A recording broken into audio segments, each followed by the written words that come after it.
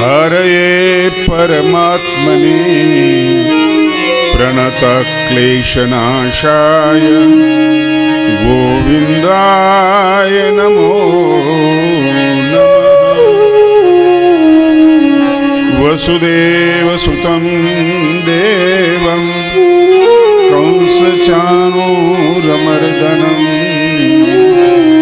देवकी परमानन्दं कृष्णं वन्दे जगद्गुरुम्।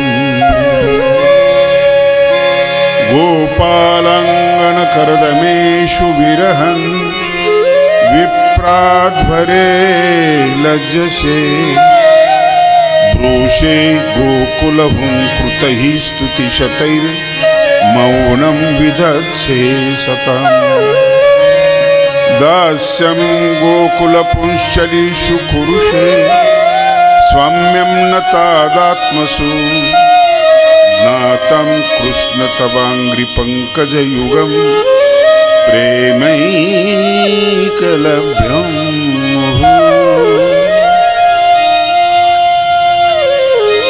सच्चिदानन्दरूपाय विश्वोत्पत्त्यादिहेतवे तापत्रय विनाशाय श्रीकृष्णाय वयं नमः। श्रीकृष्णाय वयं नमः। कृष्ण गोपाल हरे दीन दयाल हरे। कृष्ण गोपाल हरे दीन दयाल हरे। कृष्ण गोपाल हरे दीन दयाल हरे।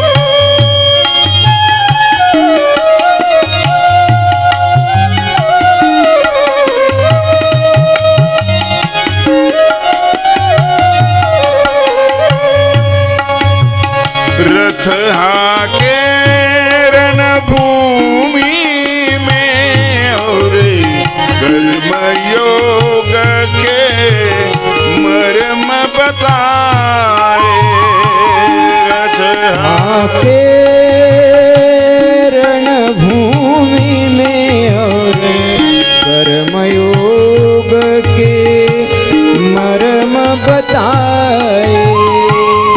अजर अमर है परम तत्व यूं काया के सुख दुख समझाए। सखा सारथी शरणागत के परम कृपाल दीन दयाल गोपाल दीन दयाल हरे। गोपाल हरे दीन दयाल हरे।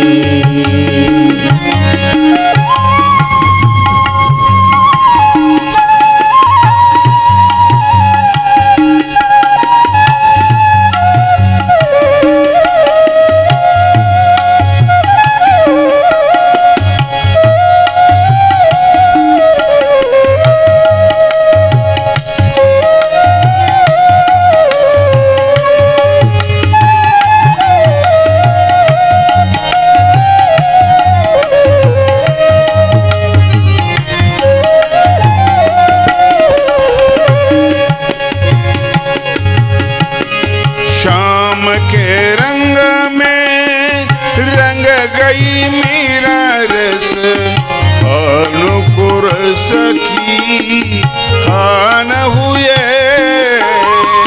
श्याम के रंग में रंग गई मेरा रस पान को रस की खान हुए जग से आंखें बंद करें तो सूरदास ने दर्श किए जग से आंखें बंद करी तो सूरदास ने दर्श दिए मात जसोदा ब्रजनारी के माखन यशोदा ब्रजनारी के माखन छोड़े दीन दयाल कृष्ण गोपाल हरे दीन दयाल हरे कृष्ण गोपाल हरे दीन दयाल हरे कृष्ण गोपाल हरे म्हणा कृष्ण गोपाल हरे दीन दयाल हरे दीन दयाल हरे कृष्ण गोपाल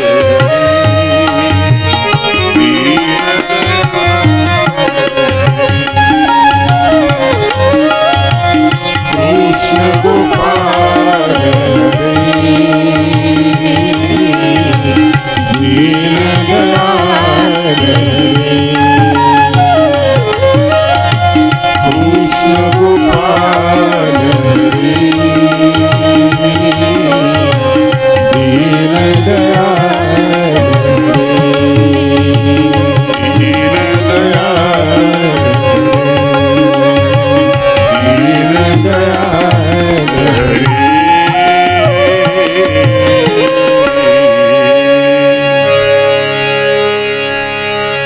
श्रीमद् भागवत या ज्ञानयज्ञाचं नियोजन धोंडरई या गावामध्ये झालेलं आहे. ज्या गावामध्ये कैवल्यवासी आचार्य प्रवर दर्यापूरकर बाबा आता विद्यमान असलेले दर्यापूरकर बाबा सारखे एक महान विभूती जन्माला आलेले आहेत. परंपरेने वारकरी आणि मानवाव संप्रदायाचे निष्ठावान माणसं या गावामध्ये आहेत. 2-3 वेळेस मला सेवा करण्याची संधी या ठिकाणी उपस्थित झाली आणि आज भागवताची सेवा करण्याची सेवा माझ्याकडे आपण सोपवलेली आहे. या कार्यक्रमाला उपस्थित असलेले पंचाळसोरी येथील सगळेच महंत श्री कृष्णराज बाबा, महंत श्री अनंतराज बाबा पातुरकर, महंत श्री वाडेगावकर बाबा, महंत श्री ओंकार व्यास बाबा आणि ठीक आहे हे सगळे संत आणि दक्षिणमुखी हनुमान मंदिराचे सर्व कार्यकर्ते, सर्व सदस्य आणि गावकरी बंधू आणि भगिनींनो, आपण सगळे उपस्थित आहात. तुम्हाला प्रथम मी धन्यवाद देतो आणि कथेचं प्रास्ताविक करायला सुरुवात करतो.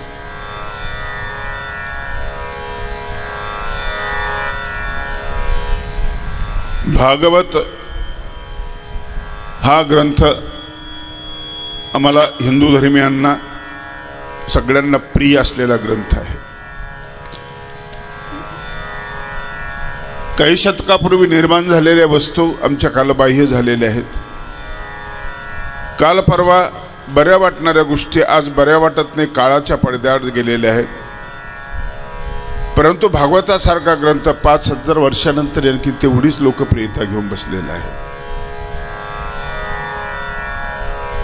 कसा असेल भगवान श्रीकृष्णावर प्रेम? भगवान श्रीकृष्णाच्या जीवनामध्ये कुठल्याशे पैलू असतील, वेगवेगळ्या पैलूने वेगवेगळ्या लोकांना वेधलेलं आहे. भगवान श्रीकृष्णाकडे बघत असताना प्रथम महर्षी व्यासांनी कृष्णात परम किमपि तत्त्वमहं न जाने असं कबूल केलं. भागवतलेलं व्यासांनीच. त्यानंतर मध्वाचार्यांनी आणि शंकराचार्यांनी भागवत या ग्रंथाला मान्यता दिली. मध्वाचार्यांनी मधुराधिपतेरखिलम मधुरम अधरम मधुरम वदनम मधुरम नयनम मधुरम हसनम मधुरम. श्रीकृष्णाचं पूर्ण जीवन हे माधुर्यानं नटलेलं आहे. त्याचं हसणं, त्याचं बोलणं, त्याचं पाहणं वगैरे सगळं. पण त्या पाहण्याची सुद्धा पूजा करायला पाहिजे, त्याच्या दिसण्याची पूजा करायला पाहिजे, त्याच्या असण्याची पूजा करायला पाहिजे. प्रत्येक कृती भगवान श्रीकृष्णाची पूजनीय असं मध्वाचार्यांना वाटलेलं आहे. वेगवेगळ्या प्रांतामध्ये वेगवेगळे संप्रदाय जन्माला आले आणि कृष्ण भक्तीमध्ये स्वतःला त्यांनी झोकून दिलेले आपण पाहतोय. कृष्णाला वेगवेगळ्या स्वरूपामध्ये वेगवेगळ्या पंथांनी स्वीकारलेलं आहे. विठ्ठलाच्या स्वरूपात वारकऱ्यांनी स्वीकारलं, जगन्नाथपुरीला जगन्नाथाच्या स्वरूपात त्या लोकांनी स्वीकारलं, ओरिसामध्ये आणि आंध्रामध्ये भगवान कृष्णाला बालाजीच्या स्वरूपामध्ये स्वीकारलं. खरं सांगू, भगवान कृष्ण निजधामाला गेले ना, ते गेले कुठे? ते याचं उत्तर सरळ आहे की ते भागवतामध्ये आहेत. भागवतामध्ये त्यांचं पूर्ण व्यक्तिमत्व दडलेलं आहे आणि म्हणून भागवत हे पूजनीय वाटलं. 18ही ग्रंथांपेक्षा महर्षी व्यारदांनी 17 पुराण लिहिले. शेवटचं पुराण होतं गरुड पुराण. पण हे सगळं लिहिल्यानंतरही त्यांना असं काही समाधान वाटे ना. होतं ना आपल्याला असं कधी कधी, सगळं करूनही समाधान वाटत नाही. सांसारिक जीवनामध्ये असं होतं ना कधी कधी, नैराश्य येतं. बरेच लोक मी बघितले, महाविद्यालय बांधलेले, मोठमोठे कॉलेज बांधलेले, नैराश्य आलं त्यांना. मी जे निर्माण केलं कशाला निर्माण केलं? लोकांना दृष्टी देणारं ज्ञान जर नसेल, लोकांचं आत्मबल वाढवणारं ज्ञान जर नसेल, हा सगळा गोंधळ जर असेल, कशाला निर्माण केलं? आणि म्हणून महर्षी व्यारद गंगेच्या काठावर आले, तिथं बसलेले दिसले त्यांना महर्षी व्यास. व्यासांचं ते नैराश्य बघितलं, चेहऱ्यावरची त्यांची उदासीनता बघितली. काळवंटलेला आहे चेहरा, चिंतेची छटा आहे, काळजीच्या रेषा चेहऱ्यावर आहेत. एवढं मोठं कर्तृत्व केल्यानंतरही महर्षी व्यास नाराज कसे आहेत? खूप ग्रंथ लिहिले ना, 18 पुराण लिहिले, 17 पुराण लिहिले. त्या पुराणामध्ये देवांच्या कथा लिहिल्या, त्या पुराणामध्ये राजे रजवाड्यांच्या कथा लिहिल्या. कुठलाही विषय सोडलेला नाहीये. प्राण्यांच्या कथा लिहिल्या, वृक्षाबद्दल महत्त्व सांगितलं. सगळे सद्गुणा जिथं व्यक्त होतील अशा प्रकारच्या कथा लिहिल्या. तरी नाराजी. एवढं झाल्यानंतरही नाराजी. नाराजीचं काय कारण असेल? मग महर्षी व्यासांना नारदांनी विचारलं की का तुम्ही असे बसलात? म्हटले उदासीनता आहे, सगळं करूनही काही हातात मिळालेलं नाही. का मिळालं नाही? म्हटलं एवढं मोठं 17 पुराण लिहिलं मी, आता गरुड पुराण लिहून झालंय माझं, पण लिहिल्याचं केल्याचं समाधान वाटायला पाहिजे, ते वाटत नाहीये. होतं कधी कधी कार्यक्रमात खूप खर्च करतो आपण, आणि खूप खर्च केल्यानंतरही समाधान वाटत नाहीये. प्रचंड खर्च केल्यानंतरही समाधान वाटत नाहीये. याचं कारण की तो रस, तो आनंद आपल्याला प्राप्त होत नसतो. म्हणून सगळं निरर्थक आपल्याला वाटतं. मला समाधान नाही, मला श्रेय नाही. इतक्या राजे रजवाड्यांच्या कथा लिहिलेल्या आहेत, मला समाधान नाही आहे. तो पराक्रम, मला पराक्रम वाटत नाही. काहीच वाटत नाही. ते किल्ले ते वगैरे सगळं आपण आजही बघतो की ते किल्ले खंडार झालेले आहेत. वटवाघुळी राहायला जातात आणि माणसं पाहायला जातात. तुम्ही कधी किल्ले बघायला जाता त्यावेळेस तुम्हाला वाटतं अरे बापरे म्हणता तुम्ही सुरुवातीला किती सुंदर कसं केलं असेल हे काम, अरे काय त्या अजिंठ्याची वेरूळची लेणी किती किती कमाल असेल. पण हे सगळं बघितल्यानंतर तुम्ही म्हणता चला घराकडे. ते सुंदर आहे पण ते आपलं नाही आहे. शिल्प सुंदर आहे, विदेशातले लोक पाहायला येतात, पण पाहून तुम्ही थकल्यानंतर म्हणता चला आता घराकडे. घर साधा असेल, पत्र्याचं असेल, झोपडी असेल तरी घराकडे. कुठे गेले की घराकडे. जम्मू काश्मीर पाहायला गेलं की घराकडे. ताजमहल बघायला गेलं की घराकडे. जगातलं सगळं सौंदर्य बघितल्यानंतर घराकडे. घर त्या तुलनेमध्ये काहीच नाही ना, खूपच सामान्य आहे. सगळ्या व्यवस्था आपल्याकडे नाही आहे तरी घराकडे का. घरामध्ये आपलेपण आहे, कोणीतरी वाट पाहणार आहे, जिव्हाळा आहे. आणि याच जिव्हाळ्याला तुकोबांनी महत्व दिलेले. अनेक नाही माझ्या म्हणा हो का पंडित शहाणा, जाणे भक्तीचा जिव्हाळा तोची दैवाचा पुतळा. दैवाचा पुतळा त्यांनी वैभवाने नटलेल्या माणसाला म्हटलेलं नाही आहे. खूप श्रीमंत त्याला म्हटलं नाही, राजाला म्हटलं नाही, कोणाला नाही म्हटलं. भक्तीचा जिव्हाळा जाणणाऱ्याला त्यांनी दैवाचा पुतळा म्हटलेला आहे. कमला की नाही. आपल्याला जे आज ऐश्वर्य संपन्न वाटतं ते त्यांना वाटत नाहीये. ज्यात जिव्हाळ्याचं मूल्य आहे, ज्यात आपलेपण आहे. आपल्याही संसारामध्ये आपलेपणाशी आपण निगडीत आहो ना. आपलेपण कोणाचं आहे याच्यावर आपलं सगळं अवलंबून आहे. महर्षी व्यास म्हणाले मला काही बरं वाटत नाही. नारदाने सल्ला द्यायला तुम्ही कृष्ण कथा लिहा ना, भागवत लिहा. तुम्ही भागवतामध्ये भक्ती आहे, भागवत लिहायला सुरुवात करा, तुम्हाला समाधान वाटेल. सुंदर असा एक श्लोक सुरुवातीला चाललेला आहे. निगम कल्प तरोर गलितम फलम. निगम कल्प तरो, वेदाच्या वृक्षाला लागलेलं एक सुंदर फळ आहे. अमृतासारखं फळ आहे. शुकमुखात द्रवितम संयुतम असे एक ते फळ आहे. तुम्ही आतापर्यंत फांद्या बघितल्या, झाडं बघितले, सगळं बघितले. तुम्ही बुंद्यावर लिहिलं, तुम्ही फांद्यावर लिहिलं, तुम्ही पानावर लिहिलं, पण फळाचा विचार नाही केला तुम्ही. वेदाच्या वृक्षाला लागलेलं ते फळ आहे. त्या फळामध्ये रस आहे. अमृत रस जो आहे ना तो त्या फळामध्ये आहे. जो भक्ती रस आहे ना तो त्या फळामध्ये आहे. जो तुमच्या आत्म्याला अपेक्षित आहे तो रस त्या फळामध्ये आहे. झाड किती मोठं असलं तर रस त्याच्यामध्ये नसतो ना. आंब्याच्या बुडामध्ये रस नाही मिळत तुम्हाला, फांद्यामध्ये रस नाही. तसं असता तर तुम्ही फांद्या घरी आणल्या असत्या, डाळ्या घरी आणल्या असत्या, रस पिळला असता. नाही, त्याच्यामध्ये रस नाही आहे. रस असतो फक्त आंब्यामध्ये. झाडामुळे असतो पण फक्त आंब्यामध्ये असतो.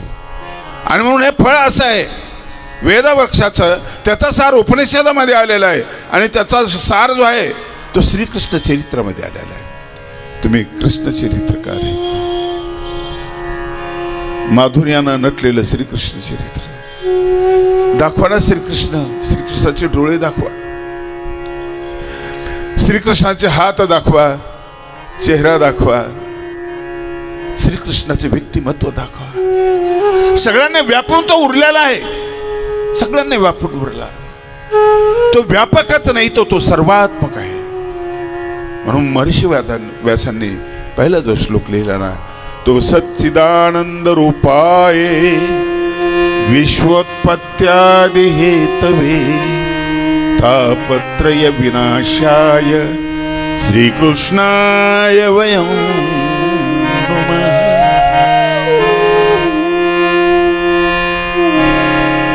आता मी वर्णन करतो, कुणाचं वर्णन करतो? सच्चित आनंद असलेल्या परमात्मा भगवान श्रीकृष्णाचं वर्णन करतो. भगवान श्री चक्रधर स्वामींनी या सच्चिदानंदाचं वर्णन केलेलं आहे. इथेही शब्द असा सच्चिदानंद रूपाय, आणि स्वामींच्या महावाक्यामध्ये सुद्धा शब्द आला सच्चिदानंद स्वरूप. परमेश्वर. इथं रूप शब्द वापरलेला, तिथं स्वरूप वापरलेलं आहे. हे तटस्थ लक्षण आहे. एक असतं तटस्थ लक्षण, एक असतं स्वरूप लक्षण. स्वरूप लक्षण स्थिर असतं, तटस्थ लक्षण स्थिर नसतं. एखाद्याला विचारलं की अमुक माणसाचं घर कुठं, ते कावळा बसला ते घर आहे. कावळा नेहमीच बसलेला असेल असं थोडंच आहे.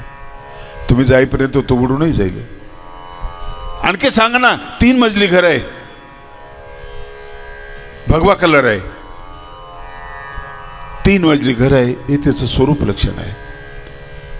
कावळा बसला हे तटस्थ लक्षण आहे. तटस्थ लक्षण बाजूला असतं. भगवान श्रीकृष्णाचं स्वरूप कसं आहे? सच्चिदानंद रूपाय सच्चित आनंद. 3 शब्द महत्वाचे लक्षात ठेवा. ज्ञानेश्वर महाराजांनी आपल्या अमृतानुभवाच्या ओळीमध्ये फार सुंदर वर्णन केलेलं आहे. सत म्हणजे सत्य, चित म्हणजे चेतना, चित म्हणजे ज्ञान, आनंद ही दुःखाच्या सुखाच्या पलीकडची अवस्था. आनंद हा श्रेष्ठ आहे. सुद्धा सत असलं तर त्याला महत्वाचं नाही, ते जड आहे. त्याला चित जोडावं लागेल, मग ते चेतनता राहील. तुम्ही रवा आणला, महत्वाचा आहे, तुम्हाला शिरा करायचा आहे, परंतु तुम्हाला सोबत तूप आणावं लागेल. तुपाना भागेल काय? तुम्हाला साखर सुद्धा लागेल. 3 वस्तू एकत्र आल्या की हे त्रयंश होतं. सत चित आनंद. सत म्हणजे सत्य. सत शब्दाचा अर्थ कधीही परिवर्तन होत नाही, कधी बदल होत नाही, त्याच्यामध्ये ते सत आहे. कधीच बदल होत नाही, ते असत्य कधी होत नाही. चित म्हणजे चेतना. चित म्हणजे चेतनाची मायेपासून मिळते. ह्या दोन्हीला, सतला आणि चितला, त्यांचं अस्तित्व तसंच ठेवून ज्यांनी गिळून टाकलेलं आहे त्याचं नाव आहे आनंद. आनंद हा शब्द खूप मोलाचा आणि खूप महत्वाचा शब्द आहे. व्यासांनी जसं वर्णन केलं तसं श्री चक्रधर स्वामींनी याचं स्वरूपाचं वर्णन केलं.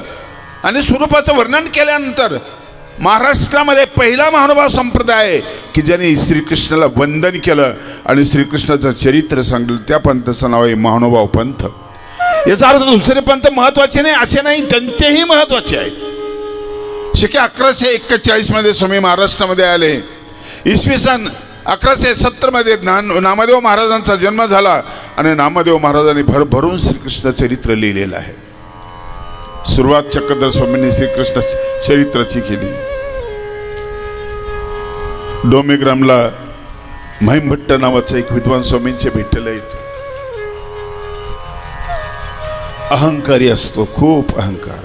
नवल अहंकाराचे गोठी, विशेषण लगे अज्ञाना पाठी, सज्ञानाचे झोंबे कंठी, नाना संकटी नाचवी. ज्ञानेश्वरी म्हणजे अहंकाराचा विशेष आहे की तो अज्ञानाच्या पाठी मागायला लागत नाही, कारण त्याला अपमान झाला याचं दुःखच नसतं ना. माझा सत्कार नाही, माझं नाव घेतलं नाही, याचा त्रास कोणाला आहे? सन्माननीय माणसाला. सामान्य माणसाला त्रास नाही तिच्या.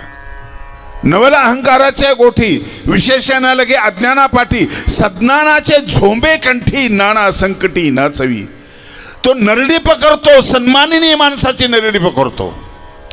कार्यक्रम झाल्यानंतर तो दुःखी होऊन घरी येतो की माझी दखलच घेतलेली नाहीये, पत्रिकेत माझं नावच नाही आहे पण बारीक अक्षरामध्ये आहे, आणखी 3ऱ्या क्रमांकावर माझं नाव आहे. तो दुखवला जातो. महिमभट्ट हा महाराष्ट्रातला फार मोठा विद्वान, गंगेच्या काठानं फिरला, 6 शास्त्राचा अभ्यास केला, प्रत्येक विद्वानाला जखमी करत गेला, चर्चा करत गेला, पराभूत करत गेला, जयपत्र मिळवले. लोक हरले पण तिच्यावर खुश नाही झाले. नाही, नाणे शस्त्र आहे, लोक जखमी होत गेले. वस्त्रासारखी तिची बुद्धी आहे पण ती लोकांना चिरत गेली, कापत गेली. रक्तबंबाळ झालेला समाज त्याच्यावर उदास झाला, एकांकात पडला. अहंकारी माणसाला प्रेमच नाही मिळालं तर काय होईल? खूप मोठा बंगल्याचं काम चालू, एक माणूस विचारत नाही. खूप मोठा कार्यक्रम केला, बुंदीचा ढीग, भाताचा ढीग आहे, कोणी ढुंकूनही बघायला येत नाही. आनंद व्हायला पाहिजे की सगळं आपल्याला खायला मिळेल. काय होतं? दुःख होतं, कुणीच आलेलं नाहीये. एवढं करून काय फायदा? सगळं वाया गेलं. वाया कसं गेलं? कुणीच नाही आलं. आपलेपणा, प्रेम मिळालेलं नाहीये. जीवन वृक्ष झालेला महेंद्र मामाने सांगितलं म्हणून स्वामींच्या भेटेला गेला. त्याच तोऱ्यामध्ये, त्याच अहंकारामध्ये. मामाला विचारलं, ते काही जाणतात? म्हणजे मराठी छान बोलतात, संस्कृतचं नाही कळलं. बोलले तरी माझं संस्कृत चांगलं आहे ना. रस्त्यानं जाताना आराखडे मांडत होता. त्याने हे विचारलं तर मी असं उत्तर देईल. मी परत असा प्रश्न विचारले. गेल्यानंतर स्वामींची भेट झाली. स्वामींची श्रीमूर्ती बघितली, ते रूप बघितलं, ते सौंदर्य बघितलं. काय देखणं ते सौंदर्य आहे. चक्रधर स्वामी माझा स्मरावा तुम्ही हो. चक्रधर स्वामी माझा, चक्रधर स्वामी माझा स्मरावा तुम्ही हो. चक्रधर स्वामी माझा स्मरावा तुम्ही हो. चक्रधर स्वामी माझा स्मरावा तुम्ही हो. म्हणून स्वामींच्या जवळ असलेला परिवार स्वामींची पूजा करतोय.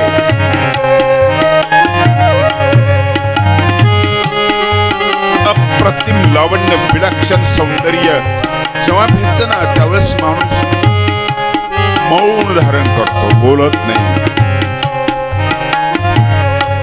खऱ्या प्रेमाला सुरुवात होते ना, त्यावेळेस शब्द गायब झालेले असतात.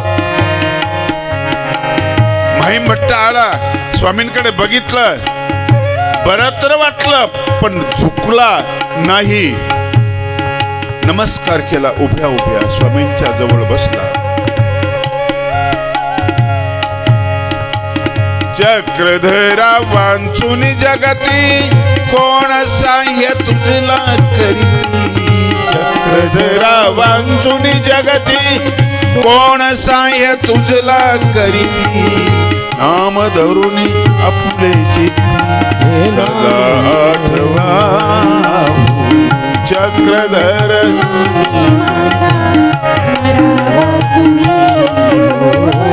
चक्रधर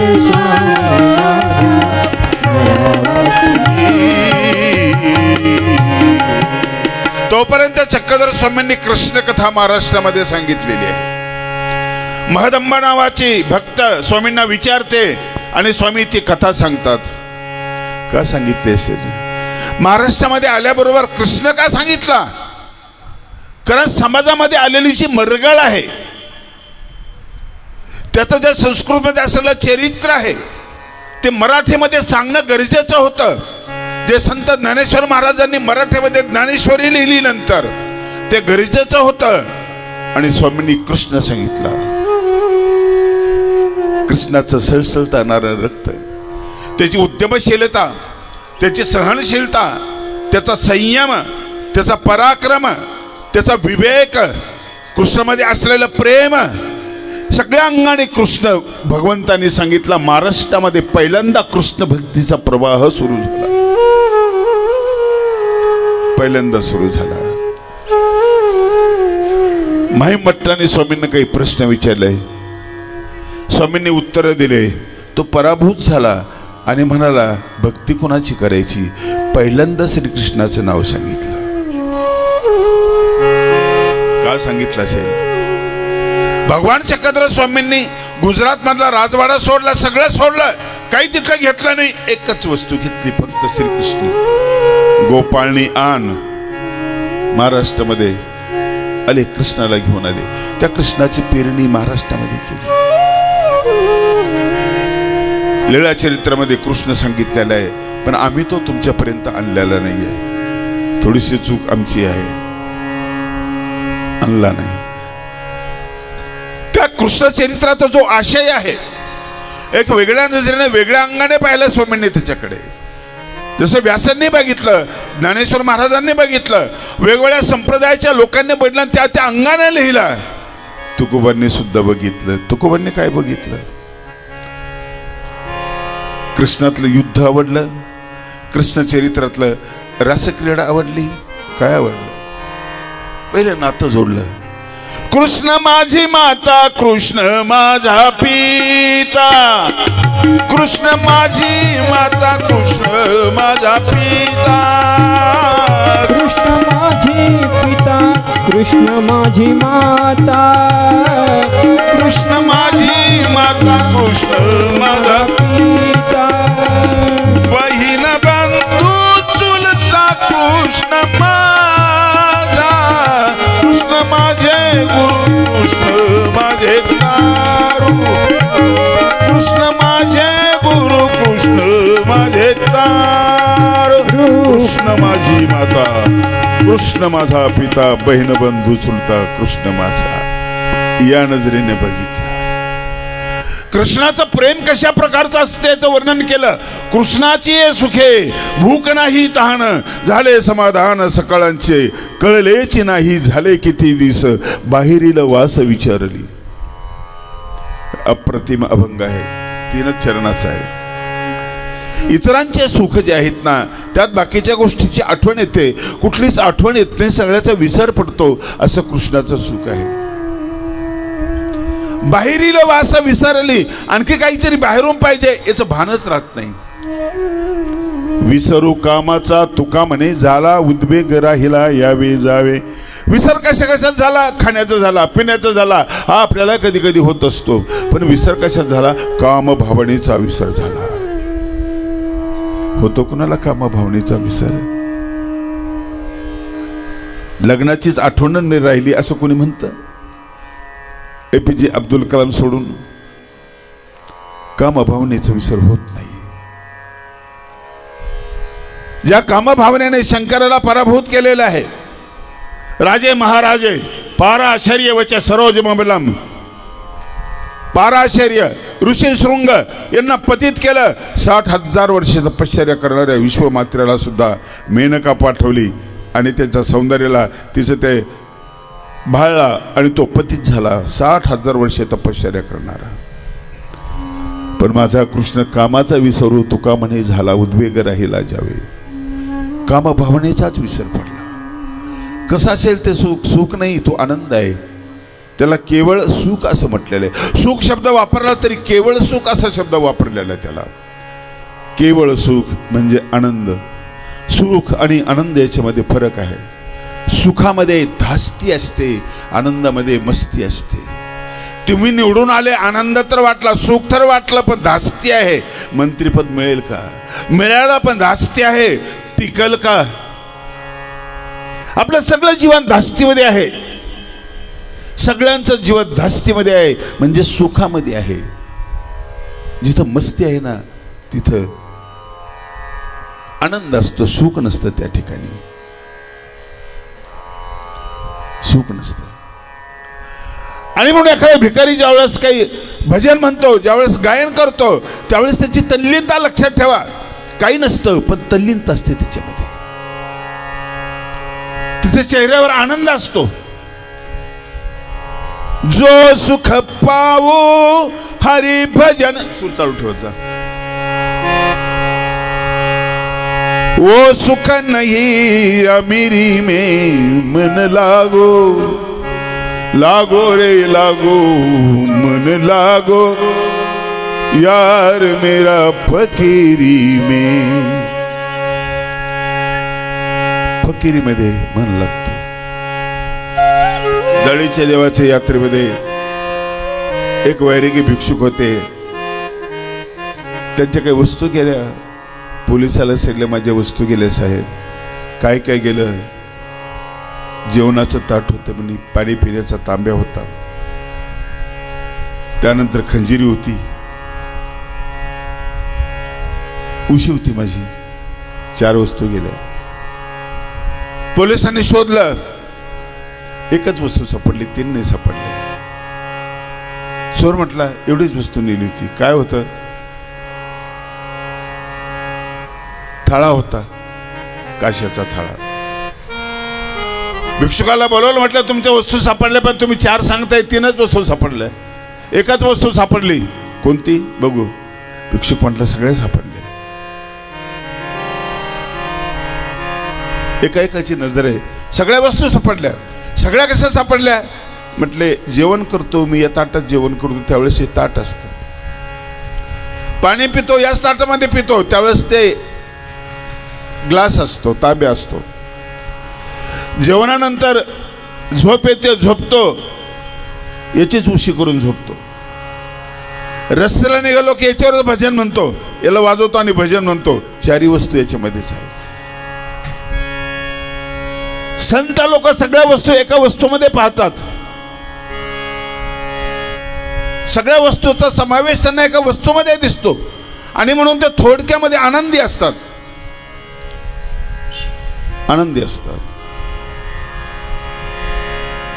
हे मोठं गमक आहे. कृष्ण भक्तीला सुरुवात केली. पहिलं नाम सांगितलं चक्रधर स्वामींनी, त्या कृष्णाचं सांगितलं. द्वापरी श्रीकृष्ण चक्रवर्ती गोसावी यांचे आभाळातला हा ज्ञान सूर्य याला इथे स्थिर करण्याचा प्रयत्न केला. पहिल्यांदा कृष्णाचं नाव सांगितलं श्री चक्रधर स्वामींनी. भगवंत कृष्णाला घेऊन सोबत फिरत होते महाराष्ट्रामध्ये. कृष्णाच्या कथा सांगत होते. भागवती एक कथाच आहे, इतर कथेच्या वेगळी ही एक कथा आहे. कथा राजांच्या असतात, कथा पुरुषार्थी लोकांच्या असतात. पोवाड्यामध्ये वर्णन केलेलं असतं, पुराणामध्ये त्यांचं चरित्र आलेलं असतं. परंतु ही कथा वेगळी आहे.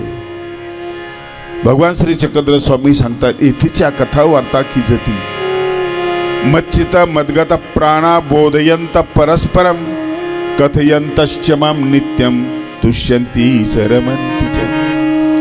गीता ही कथा आम्हाला सांगायला सांगते.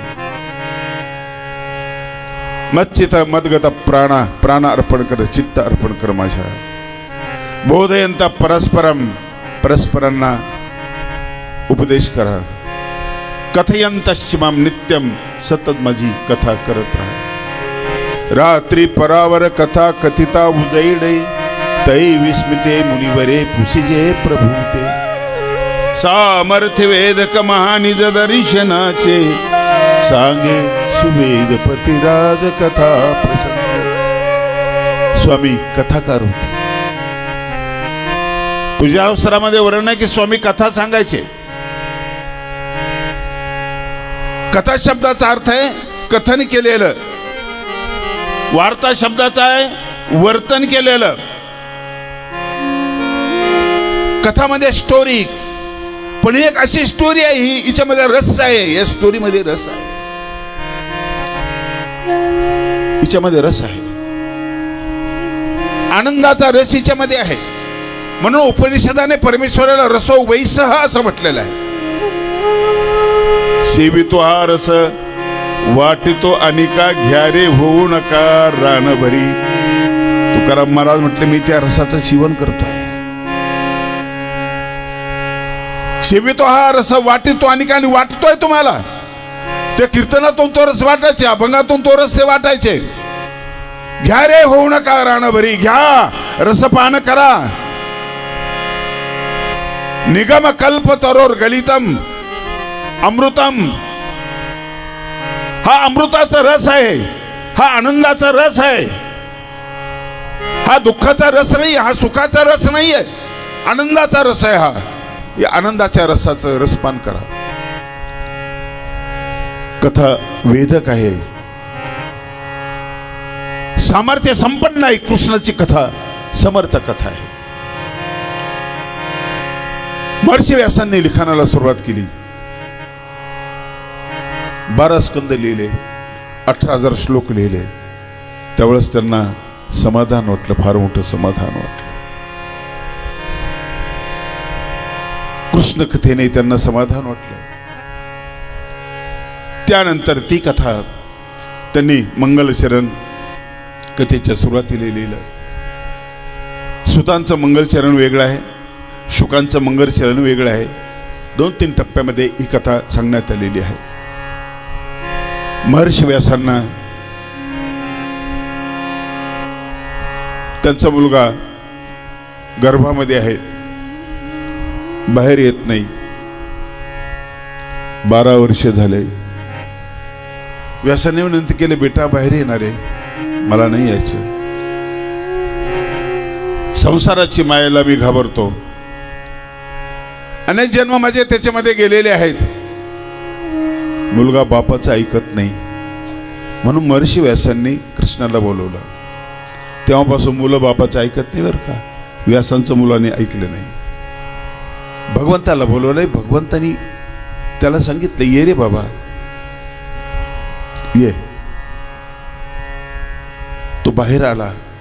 जन्म झाल्याबरोबर चालता झाला, जंगलामध्ये निघून गेला. महर्षी व्यासाच्या पाठीमागे लागलेले आहेत.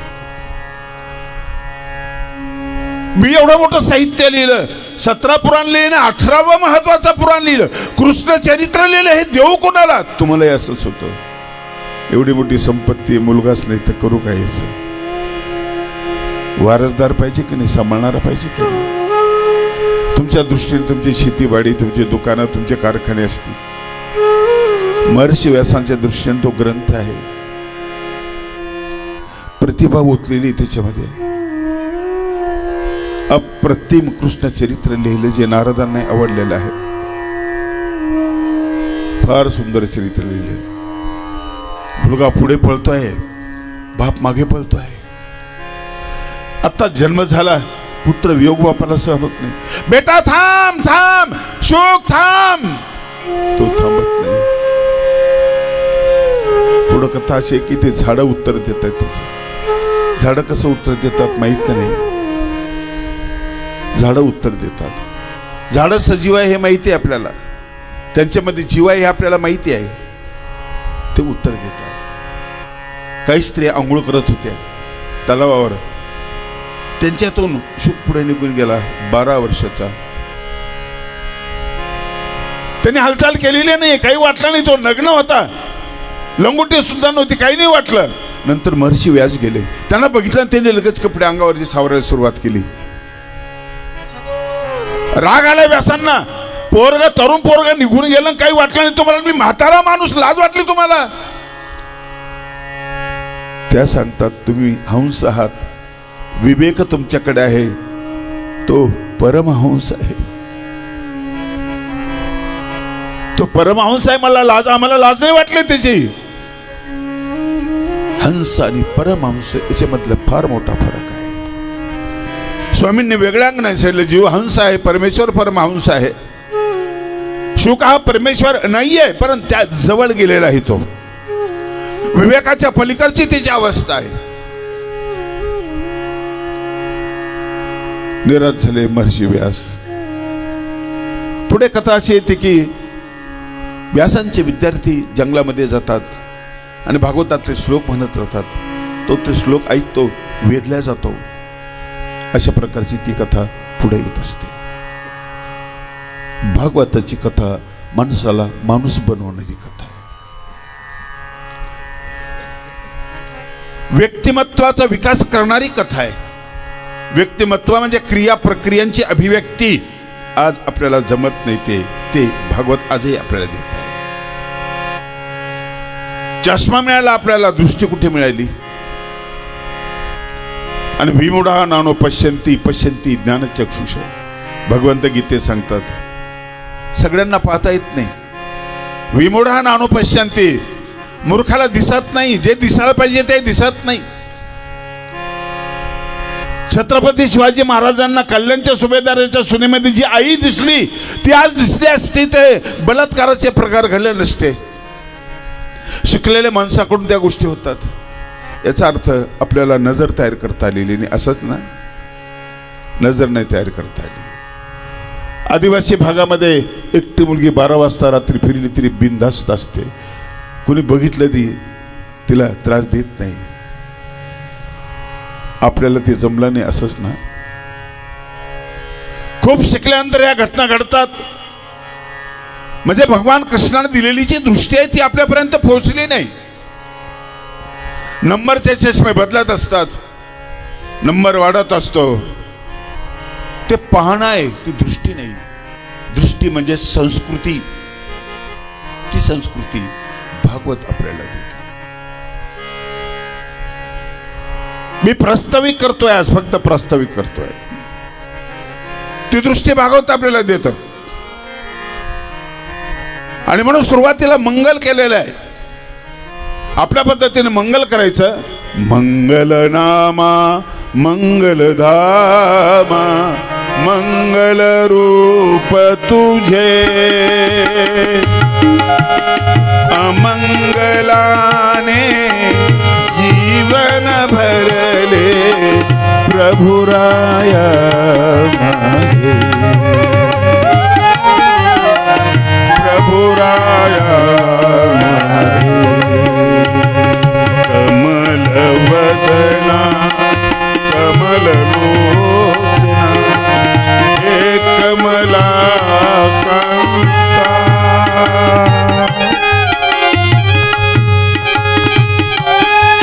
समळे माझे जीवन पुनित करी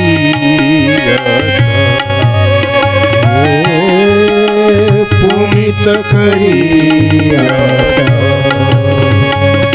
कृष्णाय वासुदेवाय हरय परमात्मने प्रणत क्लेशनाशाय गोविंदाय नमो नमः. हे मंगल आहे. ग्रंथाचं महात्म्य आणि ग्रंथाचं मंगल. त्या काळातल्या ग्रंथांनी त्या ग्रंथाचं वर्णन केलेलं आहे. एखाद्या अलौकिक पुरुषाचं वर्णन करायचं तर सामान्य माणूस करू शकत नाही. त्या तोलामोलाचा माणूसच ते वर्णन करू शकतो. ज्ञानेश्वरीचं महत्व सांगायचं तर बाकीचं सांगू शकत नाही. नामदेव महाराज सांगू शकतात.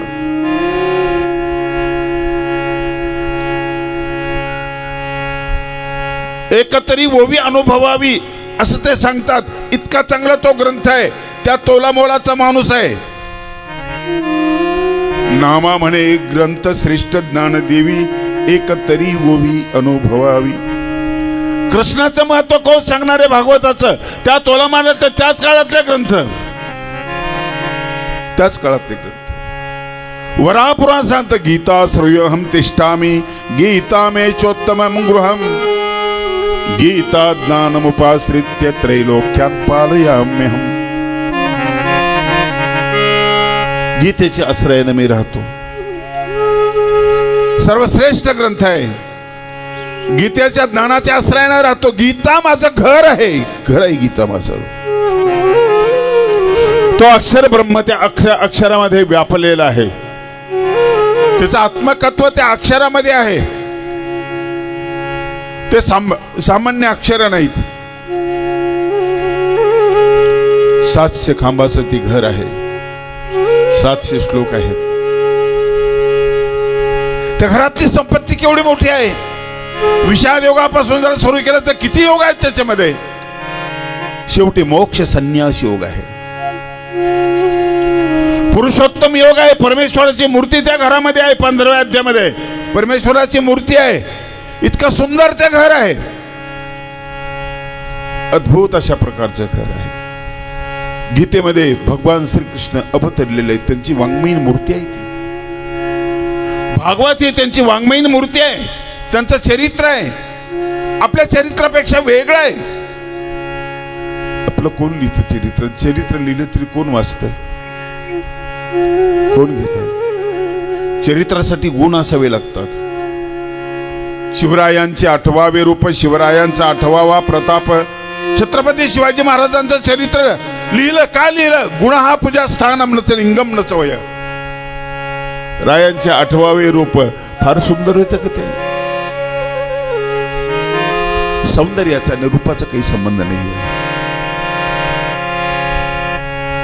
शिवरायांचे कैसे चालणे. शिवरायांचे कैसे बोलणे. शिवरायांची सलगी देणे कैसे असे. निश्चयाचा महामेरू बहुतेजन. हे सगळ्याचे गुण आहेत ना ते आपल्यामध्ये नाही आहेत. म्हणून आठवा. म्हणून आठवा. 5000 वर्षापासून संत आम्हाला सांगतात की कृष्णाला आठवा. त्याचं स्मरण करा. त्याचं चरित्र वाचा. तसं आणखी कोणाचं चरित्र नाहीये.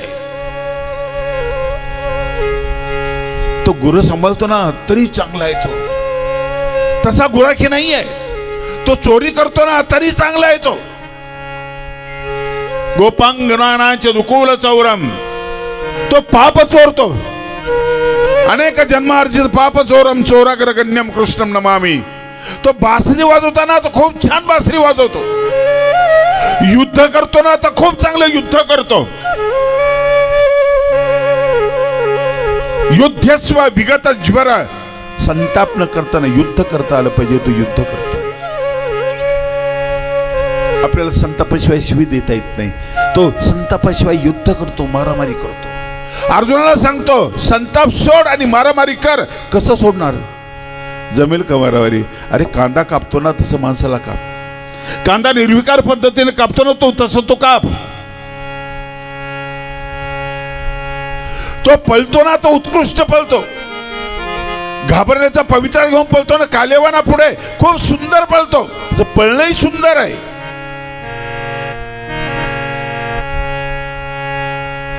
पळता सुद्धा येत नाही आपल्याला.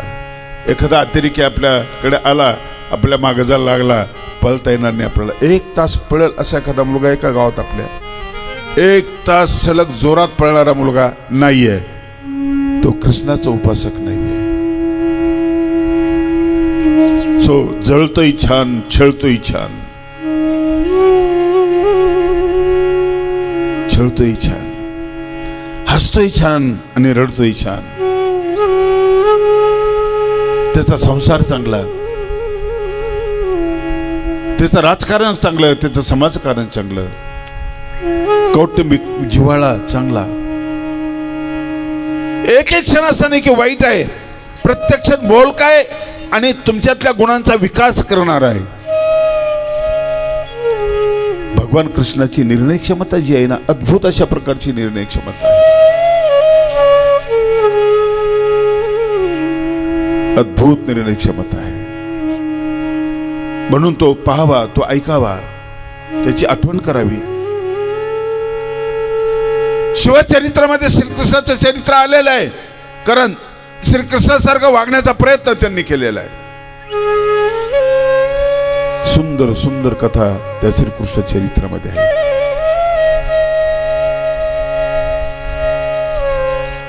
अद्भुत कथा आहे. म्हणून तो कसा आहे, सच्चिदानंद रूपाय. सत आहे, चित आहे, प्रेरणा देणारा. कृष्णाचा सत हे वेगळं आहे, रामाचा सत वेगळं आहे, कृष्णाचा सत वेगळा आहे. राम सत्याच्या मागे चालतात. चुकणे असित्याचा असत्याचा पुरस्कार नाही केला. कृष्णाचं सत्य वेगळं आहे. कृष्ण सत्याच्या मागे चालत नाही, सत्य कृष्णाच्या मागे चालतं. फार मोठा फरक आहे. कृष्णाने प्रकृतीवर प्रेम केलेलं आहे. प्रकृतीवर प्रेम केलं. माहिती आहे तुम्हाला, माणूस 35 लाख वर्ष काही कळलं नाही माणसाला. जगत तर होता पण काही कळलं नाही. म्हणतात सरपटणारा होता, डार्विनच्या मताप्रमाणे. उभं राहण्याचा प्रयत्न केला, उभं राहायला, चालायला लागला. खूप वर्ष निघून गेले, लाखो वर्ष. पहिल्यांदा त्याला अग्नीचा शोध लागला. आता रशिया आणि युक्रेनचं युद्ध चालू आहे. ते बघितल्यावर वाटतं की अग्नीचा शोध नसता लागला माणसाला तर बरं झालं असतं. देश उद्ध्वस्त होत चालले. युक्रेन जाळलं, यांनी जाळलं, त्यांनी जाळलं. इतके अणुस्फोट तयार केले, अणुबॉम्ब तयार केलेले आहेत आपण. एका सेकंद मध्ये सगळी पृथ्वी जळून खाक होईल. एक पृथ्वी अपुरी पडेल, कितीतरी पृथ्व्या लागतील. इतका अग्नी आपण तयार केलेला आहे. सुरुवातीला शेकायला अग्नी माहिती नव्हता कसा निर्माण होतो. चाकाचा शोध लागला, अग्नीचा शोध लागला. तोपर्यंत प्रकृतीवर प्रेम होता. प्रकृती सुंदर, खूप सुंदर प्रकृती होती. कालियाने डोहामध्ये प्रवेश केल्याने प्रदूषण निर्माण केलं. कालियाला तिथून पळवलं, कारण प्रकृती चांगली ठेवायची होती, पाणी निर्दोष ठेवायचं होतं. आज गंगा, यमुना, सरस्वती कुठल्याच नदीच्या पाण्याला तुम्ही स्पर्श करू शकत नाही. प्रकृती केंद्रीभूत ठरवून ही सगळी यंत्रणा राबवत होती माणसाची. नंतर व्यक्तीवर प्रेम सुरू झालं. व्यक्ती बलवान करण्याचा प्रयत्न केला, प्रकृती दुर्लक्षित होत गेली. मनुष्यत्व मजबूत करण्याचा प्रयत्न केला, त्याला पैलू पाडण्याचा प्रयत्न केला. दुसरा टप्पा, प्रकृती थोडीशी विकृतीच्या मार्गाला लागली. व्यक्तीवर प्रेम संपलं, कमी झालं आणि तंत्रज्ञानावर आमचं प्रेम जडलं. ही यंत्रणा सगळी तंत्रज्ञानावर प्रेम करणारी यंत्रणा आहे. व्यक्ती ही दुर्लक्षित झाली. घरात असंच होतं, लग्न होत नाही तोपर्यंत आईचं नाव घेतो, गाडी घेतली तर आईचं नाव टाकतो, लग्न झाल्यानंतर बायकोचं नाव टाकतो, मुलगा झाल्यानंतर आईचं टाकत नाही, बायकोचं टाकत नाही, मग मुलाचं नाव टाकतो. प्रेमाच्या जागा अशा बदलत जातात. प्रेम बदललं. कृष्णाने निसर्गावर प्रेम केलं, निसर्गावर प्रेम केलं. माणसावर प्रेम आलं, तंत्रज्ञानावर प्रेम आलं. आता सगळं यंत्र आणि तंत्र याच्यावर आपलं प्रेम आहे. ज्या यंत्रतंत्राला भावना नाही, ज्याला काही कळत नाही. 25 लाखाची गाडी घेतली, तुम्ही पडले, तुमच्या अंगावर आलं तर गाडीला काही सुख दुःख नसतं. तोंडातून रक्त निघतं, नाकातून रक्त निघतं, तिच्यातली कॅसेट चालू असते. किती सांगू मी सांगू कोणाला, आज आनंदी आनंद झाला. आनंदाचा क्षण नाही, कॅसेटला माहित नाही, त्या गाडीला मी काही कळत नाहीये, नाही कळत. जनावरांना कळतं, बैलाला कळतं. कासर खाली अटकला आणि त्याला उच म्हटलं ना तो पाय उचलतो. गाडीला जसं म्हणून पाना, टायर तुमच्या पायावर आलेले म्हणून पाना उच बाजूला कर, नाही करणार. भावना नसलेल्या गोष्टीवर आमचं प्रेम आहे. भावना नसलेल्या गोष्टीवर नास्ति बुद्धीर युक्तस्य नचा युक्तस्य भावना नचा भाव येत शांती अशांतस्य कुता सुखम. अयुक्त माणूस आहे, भावना नसलेला माणूस.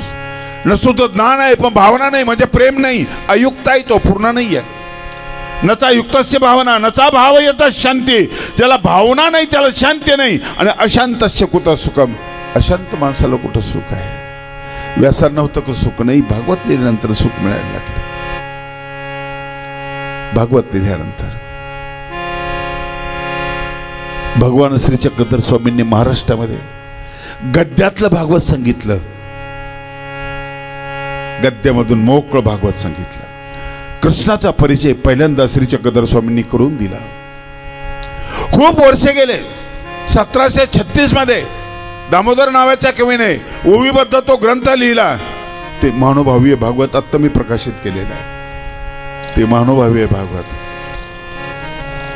महानुभावांचं तत्वज्ञान त्याच्यामध्ये आलं. कृष्णाचं पूर्ण चरित्र त्याच्यामध्ये आलेलं आहे. आणि वेगळ्या अंगानं भगवान श्रीकृष्णाचं चरित्र त्या सांगितलेलं आहे. व्यासांचंही चांगलं, हेही चांगलं. नाथ महाराजांनी लिहिलेलं एकादश स्कंदावरचं भागवत तेही चांगलं. सगळं चांगलं आहे. पण प्रथम जी भूमिका घेतलेली आहे भागवत सांगायची, मराठीमध्ये कृष्ण सांगायची, चक्रधर स्वामींनी केलेली आहे. आणि मग स्वामींच्या सहवासातल्या लोकांनी कृष्ण वर्णन, त्याचे मूर्ती वर्णन वगैरे केलेलं आहे. जय जय श्री अच्युता कृपा करी मजवरी चिन्मयवरा. एक वेळ श्री मूर्ती तुझी मज दाखवी गुण गंभीर. श्री चरण द्वय आरक्त तळवे रातोत्पल लाजती. ध्वज वज्रांबुज अंकुश चिन्हित ऋषी मंडळ चिंतिती. टंक वर्तुळा उंच धुरावर सरळ अंगुळ्याती. नखे रक्त स्वाज्वळे उडगणे हितचरणी ओळखती. नारायण मनी विस्मित लक्ष्मी जया वेदत. त्रिकोण गुल्पराजत मृदभारपदी गर्जत. अवलंबित पोट कोटऱ्या मन गटे कमला कृती सुंदरा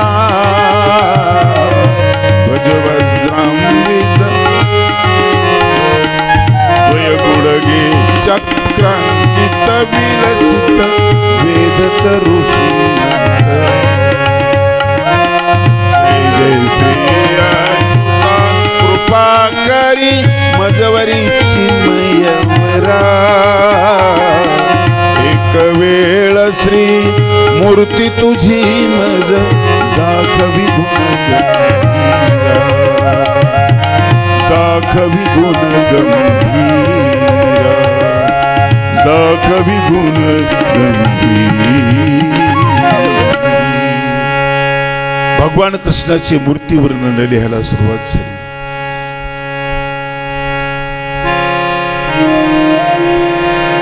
भागवताची कथा भागवताचं महात्म्य त्या ग्रंथामध्ये सांगितलं.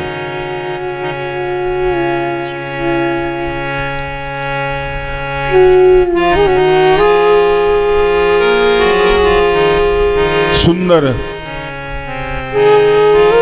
खर तर हे चिखलातून कळमल निर्माण व्हावं अशी ही भागवताची रीमनीती. पांडव गेलेले स्वर्गारोहण झालं. पांडवांचं राज्य दिलेले परीक्षितीला. कौरव राहिलेले नाहीत. पांडव गेले. 50 लाख लोक मारले गेले त्या युद्धामध्ये. युद्ध किती वाईट असतं कोणीच राहिलेला नाहीये माहित आहे. त्यामुळे त्यानंतरच्या काळामध्ये योद्धाच तयार झाला नाही. जे परकीय आक्रमण झाले परकीय आक्रमण भारतामध्ये योद्धाच नव्हता. सगळे योद्धे मारले गेलेले होते. परीक्षितीला राजा बनवलं. अभिमन्यूचा पुत्र परीक्षिती त्यालाही अश्वत्थामा मारण्याच्या विचारात होता. त्यांनी ब्रह्मास्त्र सोडलं आणि भगवंताने तिथं सुदर्शन चक्र सोडलं.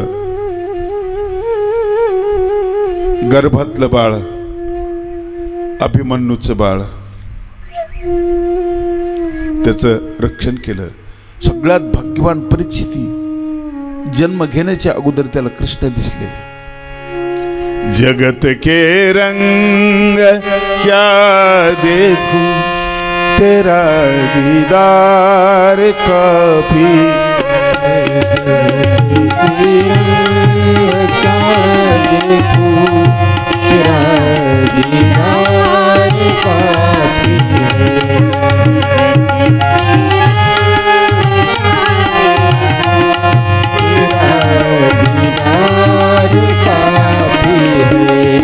जगत के रंग क्या देखूं तेरा दीदार काफी है.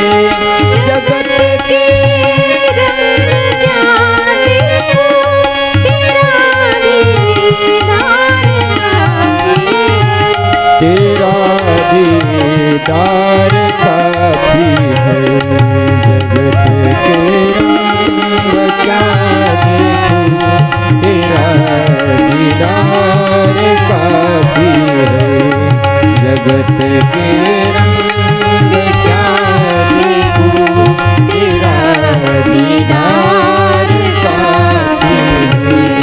नहीं चाहिए दुनिया के निराले रंग ढंग मुझको.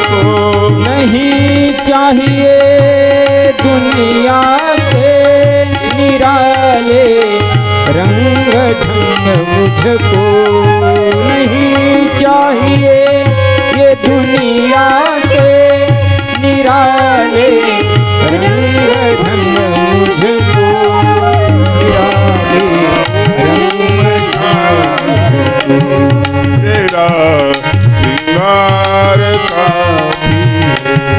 जगत के रंग क्या देखूं तेरा दीदार काफी है. जगत के रंग क्या देखूं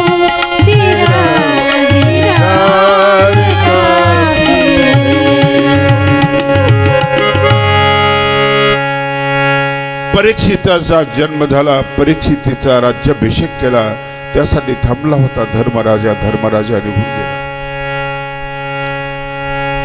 पांडव स्वर्गारोहण झालं. भगवान श्रीकृष्णाने निजधामाला गमन केलं. राज्य सुरू झालं. परीक्षिती शब्दाचा अर्थ आहे परीक्षा करणारा, चेहरा बघितला की माणूस ओळखणारा. हे खरं वाचन आहे, पुस्तक वाचतोय, पण चेहरे वाचता आले पाहिजेत. फार हुशार लोक आहेत, त्यांना चेहरे वाचता येतात, ते माणूस ओळखतात. आमच्या महिला वर्ग सुद्धा चेहरे वाचतात, मेलेची नजर चांगली नाही म्हणतात. एवढ्याशा डोळ्यामध्ये अख्खा माणूस ओळखतात त्या. परीक्षितीमध्ये चेहरा वाचणारा, चेहऱ्याची पारख करणारा, पारखी नजर असलेला, खूप चांगलं राज्य केलं त्यांनी, फारच चांगलं. राज्याची सुव्यवस्था, सर्वांगाने लोकांचा विकास, शांतता होती त्याच्या राज्यामध्ये. तो काळ निघून गेला. महाभारताचा पूर्ण बदल झाला. सर्वांवर प्रेम करणारा राजा, प्रॉपर्टी त्याची होती, हस्तापूर्ण सम्राट होता तो.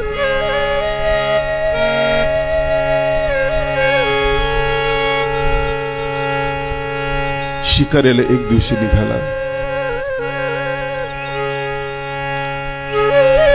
रस्त्यामध्ये गाय दिसली, बैल दिसला, त्याला मारणारा एक माणूस दिसला. कोण होता तो? कली. एकाच पायावर बैल उभा होता, गाय एका पायावर उभी. एका पायावर का उभं राहण्यासाठी 4 पावलं असतात, एकाच पायावर उभे.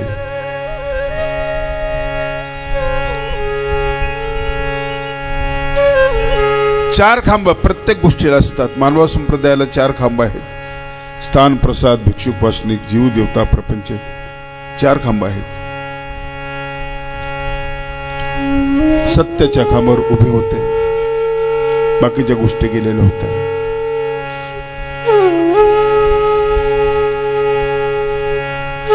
त्या कलीला सांगितलं, का मारतोस तू, का करतोस असं, निघून जा, माझ्या राज्यात थांबू नकोस. कली म्हटलं, कुठं जाऊ राजा, कुठं जाऊ, मला जागा कुठं आहे, थोडीशी जागा देणार नसेल, मी जाऊ रे कुठे. द्वापार युग संपलेलं होतं. 3 जागा दिल्या. जुगार जिथं असेल तिथं राहा, मद्यपान जिथं असेल तिथं राहा, व्यभिचार जिथं होत असेल तिथं राहा. नाही ना रे पुरणार एवढी जागा. सोन्याची जागा दिली, सोनं जिथं आहे तिथं राहा. 4 वस्तू म्हणजे त्याने संचार केला कलीने. 4 ठिकाणी म्हणजे प्रदूषण वाढलं ना, हे प्रदूषण याचं कारण ते आहे.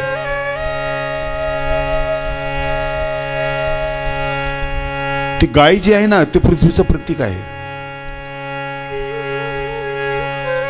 पृथ्वी गायीचं रूप घेऊन भगवंताकडे गेले असं म्हणतात ना. पृथ्वी व्यथित झाली, दुःखी झाली, या राक्षसामुळे धर्माला ग्लानी आली, आणि ती देवाकडे गेली, ब्रह्मदेवाकडे गेली की बाबा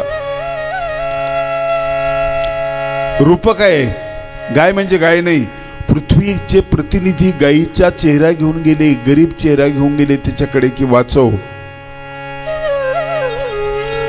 शरण मी आलो तुझला परीशा, माधव कुंज बिहारी. शरण मी आलो तुझला परीशा, माधव कुंज बिहारी.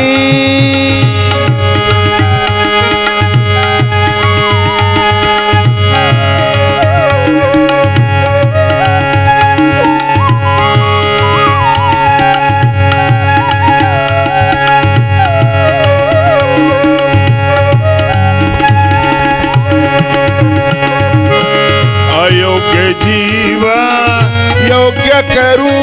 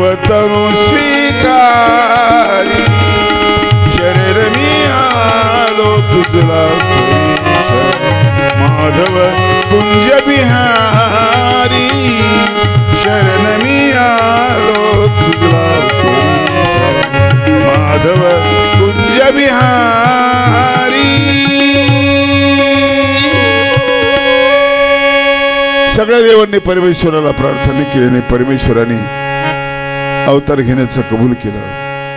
पुढे कथा येते सूपक राजा आणि सूपक राणी. भागवत मी महानुभाव भागवताच्या रस्त्यानं चाललेलो आहे. हे घेणार ते घेणार दोय घेणार. परीक्षित शिकारीला निघाला, शस्त्रागार मध्ये गेला. पांडवांची खूप मोठी संपत्ती होती, खूप राज्य जिंकलेले होते, अश्वमेध यज्ञ केलेला होता. शिकारीला जाताना त्यांनी मुकुट डोक्यामध्ये घातला. शिकारीला जंगलामध्ये गेला. चुकून तो मुकुट जो होता ना तो जरासंधाचा होता. कलियुगाला सोन्यामध्ये थांबायला सांगितलं होतं, तिथं तो थांबलेला होता. त्यांनी त्याचं काम केलं. सत्वशील आणि शांत धार्मिक असलेला राजा परीक्षिती ज्यावेळेस जंगलात गेला, तहान लागलेली होती, एका ऋषीच्या आश्रमामध्ये गेला. शमीक त्या ऋषीचं नाव. आश्रमात गेला. आश्रमात कोणी ना तो ऋषी समाधीस्थ बसलेले होते. आवाज दिला, रे पाणी देतं का कोणी? महाराज पाणी हवंय, अरे आहे का कोणी जवळ? शांत वातावरण होतं. ऋषी समाधीस्थ होते, समाधी लागलेली होती. राजाला राग आला. मी राजा, परीक्षिती राजा, चक्रवर्ती राजा, पाणी मिळत नाही मला जंगलामध्ये, माझ्या राज्याचा भाग आहे. कोण आहे? ऋषी बसलाय, समाधी लावून बसला. ऐकू येत नाही याला? घशाला कोरड पडलेली होती. जवळ मेलेला साप होता. तो साप धनुष्याच्या धनुष्याच्या टोकाने उचलला, गळ्यामध्ये टाकला ऋषीच्या. खर तर हे परीक्षितीने नाही केलं, हे कलीनं केलं.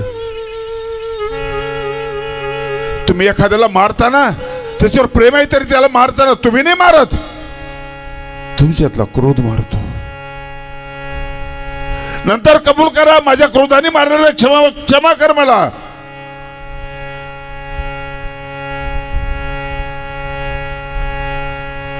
उदास झाला राजा, निघून आला घरी.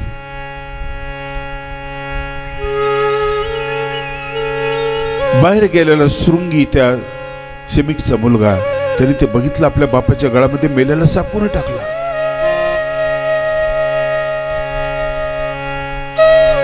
अंतर्दृष्टीने बघितलं, साप टाकला. शाप दिला, ज्याने माझ्या बापाच्या गळ्यामध्ये साप टाकला त्याला 7 दिवसात तक्षक दंश करील, सर्प दंश होईल आणि तो मरेल. तेवढ्यामध्ये समाधी उतरली होती शमीकची. मुलाला बोलला, काय बोललास तू? मी शाप दिला. कोणाला दिला शाप? तू तुमच्या गळ्यामध्ये मेलेला साप टाकला, त्याला मी शाप दिला. अरे तो राजा परीक्षित होता. परीक्षिती राजा, नीतिमान असलेला राजाला तू शाप दिलास.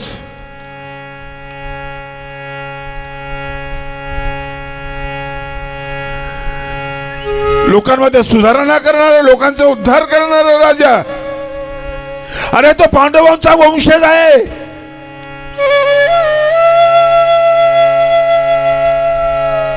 शाप दिला, आता परत नाही घेता येत.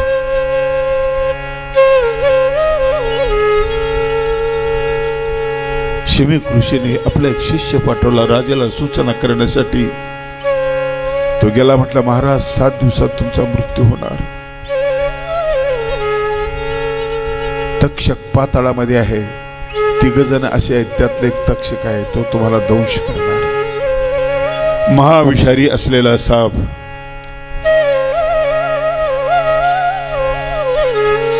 सात दिवस वाचले फक्त तुम्हाला, फक्त 7 दिवस. कसं होतं, डॉक्टर जेवढं सांगतो की तुम्ही 5 दिवसाचे सोबती आहेत. कसं होतं? सगळं पाहिजे, मरण नको आहे माणसाला. आणि सगळ्यांच्या वाट्याला आहे, सगळ्या पंथाच्या, सगळ्या धर्माच्या वाट्याला आहे. यात निवड नाही कुठली.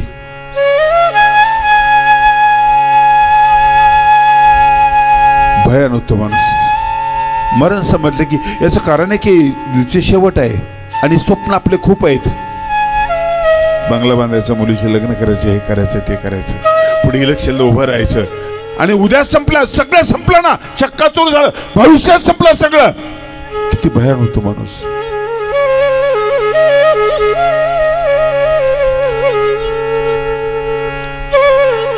यासाठी केला होता अट्टाहास शेवटचा दिस गोड. शेवटचा दिस उद्याच.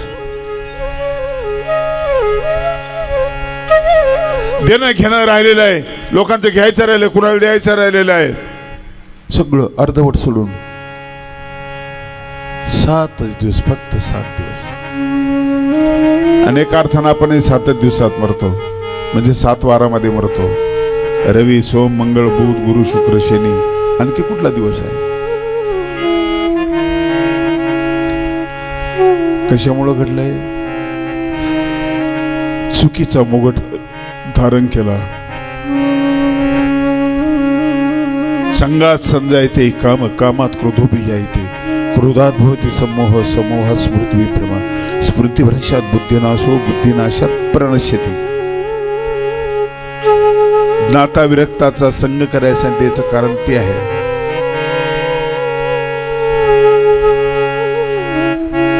जरासंधाचा मुकुट डोक्यामध्ये घातला, डोका तसंच झालं. 7 दिवस उरले, काय करायचं?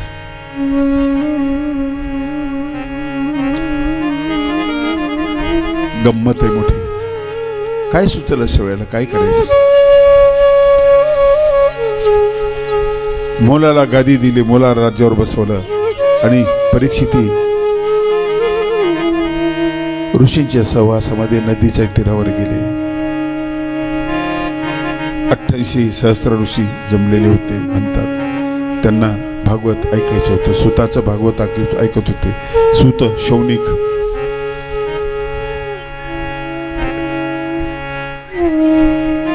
तिथं शुक मुनी आलेले होते. शुकाला त्यांनी काही प्रश्न विचारले.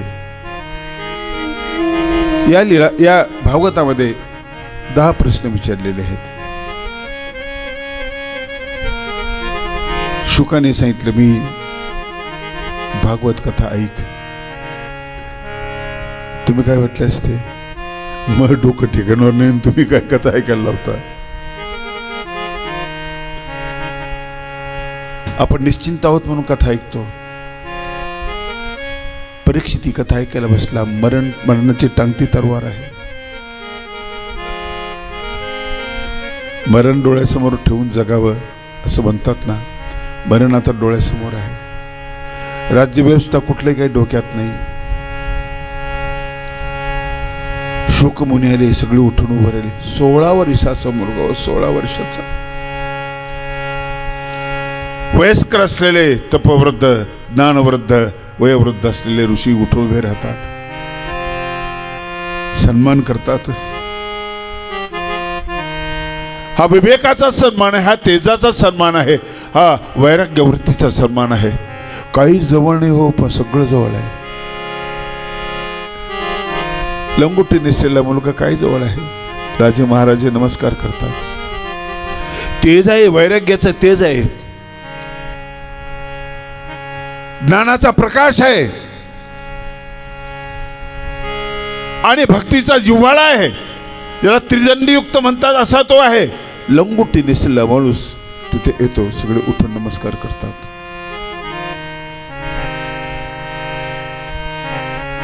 भागवत कथेला सुरुवात करतात. त्या कथेच्या श्रवणामध्येच पूर्ण भागवत संपलेलं आहे. श्रवण महत्वाचं आहे, आपण ऐकत नाही, ऐकायला पाहिजे. दत्तात्रय महाराज ऐकत होते. श्रवणम कीर्तनम विष्णू स्मरणम पाद सेवनम अर्चनम वंदनम दास्यम सख्यम आत्मनिवेदनम. श्रवण महत्वाचं आहे. त्या जीवा स्मर मानसी वदमुखे ऐक करणी सदा. श्रवण ही भक्ती आहे, पहिली भक्ती आहे, 9विधा भक्तीतली पहिली. श्रवणम कीर्तनम, कीर्तन दुसरी आहे, स्मरण तिसरी आहे, पादसेवनम चौथी, अर्चनम वंदनम दास्यम सख्यम आत्मनिवेदनम 9 प्रकारची भक्ती आहे. पहिली भक्ती आहे श्रवण. सर्वश्रेष्ठ भक्ती आहे. ऐकणं, ऐकण्यासाठी मनाचे कान तयार करणं, मन तयार करणं. सुमनू आणि शुद्धमती पैगा गौप्य ही परी तया प्रती चावळीचे सुखे. ज्ञानेश्वर महाराजांनी म्हटलेलं आहे. सुमनू, देवाला सुमन अर्पण करायचंय. सुमन म्हणजे दोन अर्थ आहेत. सुमन म्हणजे फूल आणि सुमन म्हणजे चांगलं मन. आणि नमन द्यायचंय देवाला, नमन करायचंय. आपण जेव्हा देवाला नमन करू ना तर तो आपल्याला नमन करील, म्हणजे मनरहित करील. संकल्प विकल्प मनाचे धर्म आहेत ना ते निघून जातील आणि तुमच्यातला चांगला स्रोत जागा होईल. नमन केलं की तो नमन करतो, तुम्ही त्याला नमन करता तो तुम्हाला नमन करील. सुमन अर्पण करायचे देवाला. सुमन म्हणजे फूल. फुलाचं काय वैशिष्ट्य आहे? सौंदर्य आहे, कोमलता आहे आणि सुगंध आहे. तीन तर गोष्टी महत्वाच्या आहेत.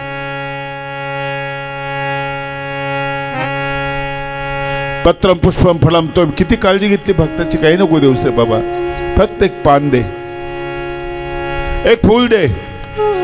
नाही ना, फक्त पाणी दे, पण दे त्या भावनेने समर्पण कर मला. मन अमन झालं ना विकार विकल्प राहत नाहीत. कळतं सगळं मनाला. मन अमन झालं की तुमचं कळणं बंद होतं. बंद होतं कळणं तुमचं. मग तुमचं कळणं देवाचं कळणं होतं. मग तुम्ही देवाला नमस्कार नाही करायचा, देवाचं स्मरण नाही करायचं, देव तुमचं स्मरण करतो. भागवतात म्हटलेलं की तू चलत ये मंदिराकडे, ये चलत ये. थकलास थांब, परत उठ, चल. आता थकला, उठता येत नाही ना, आता मी मंदिराकडे तुझ्याकडे, आता तुझ्याकडे मी येतो. महाराज का संतांची कथा, सगळे संत पंढरपूरला गेले, एक नाही गेला. मंगळवेळेचा नाही गेला, सावतामाळी नाही गेला. कथा आहे की त्या मंदिरातून तो तिकडे आला. आमूची माळी यायची जात, शेतलाऊ बागायत, कांदा मुळा भाजी. अरे काय कमाल आहे. चालत राहा, चालत राहा. तुम्हाला चालता येत नाही ना, तो चालत येईल, तो चालत येईल. आमची हौसा रुसली. रुसल्यानंतर ती बाजूला जाऊन बसले. तिकडे देव गेले, तिच्याकडे देव गेले. तुमची अर्थता, तुम्ही आता मनाच्या अधीन नाहीये, अमन झालात तुम्ही. तुमची जबाबदारी देवाने घेतलेली आहे. परीक्षिती सुरता म्हणून बसला. प्रभो तुम्ही महेशाची मूर्ती. श्रोत्याची केवढी मोठी किंमत आहे. आम्ही श्रोत्यांना कच्चे समजतो, वेडे समजतो, चूक आहे. प्रभो तुम्ही महेशाची मूर्ती. केवढी उपमा. माझ्या श्री चक्रधर स्वामी माणसाला महात्मा म्हणत होते उगीच, अंगावर कपडे नाही, काही नाही, काही नाही. महात्मे हो तुम्ही, महात्मे के गा तुम्ही चतुर्विधा भूतग्रामा अभय द्यावे. अरे मोठेपणा द्यायचं शिकलं पाहिजे.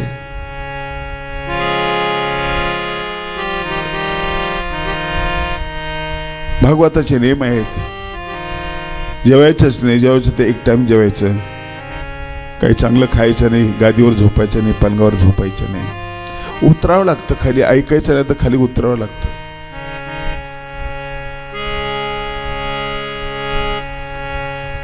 शुकदेवाची कथा सुरू झाली. मरण डोळ्यासमोर आहे. असा एक राजा बसलेला आहे. भगवान श्रीकृष्णाच्या संबंधित असलेला तो राजा त्या ठिकाणी बसलाय. तो कथा ऐकतोय.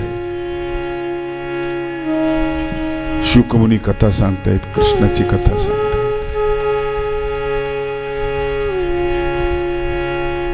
7 दिवसात संपत ते. बाकीच्या कथा नंतर सांगेल मी. 7 दिवसात. पण लक्षात ठेवा, जेव्हा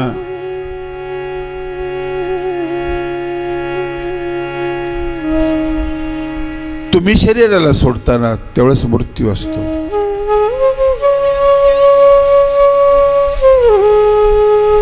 शरीर तुम्हाला सोडता त्यावेळेस मृत्यू असतो आणि तुम्ही शरीराला सोडता त्यावेळेस समाधी असते. तुम्ही शरीराला सोडता की शरीर तुम्हाला सोडता याच्यावर अवलंबून आहे. शरीराने तुम्हाला सोडलं ती समाधी आहे, तुम्ही शरीराने सोडलं की हा मृत्यू आहे. आधीच समाधी लागली तर मृत्यूचा संबंध कुठे येतो?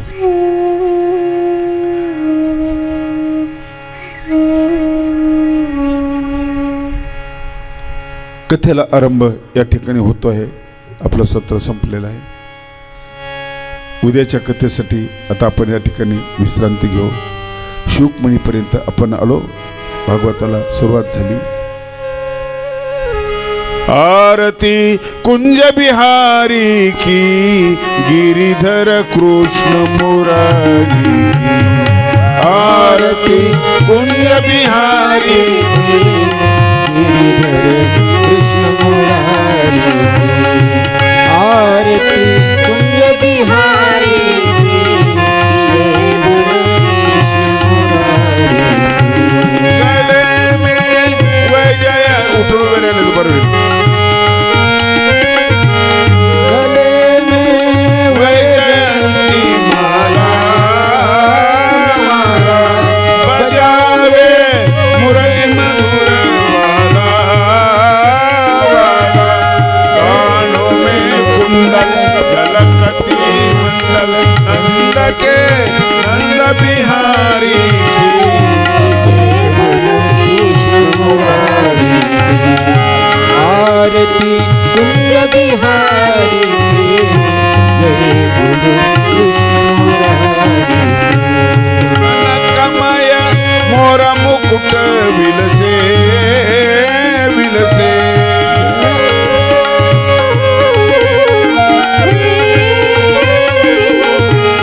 देवता दर्शन को तरसे तरसे. बजावे और मृदंग वालिनी संग लाज रखो गोप कुमारी की जय बोलो कृष्ण मुरारी. आरती कुंज बिहारी की जय बोलो कृष्ण मुरारी. कहाँ से प्रकट भई गीता गीता. जहाँ से प्रकट हुआ श्रोता श्रोता. दिखाया विश्वरूप हुआ दिल खुश. मिटाई श्रवण अर्जुन की जय बोलो कृष्ण मुरारी.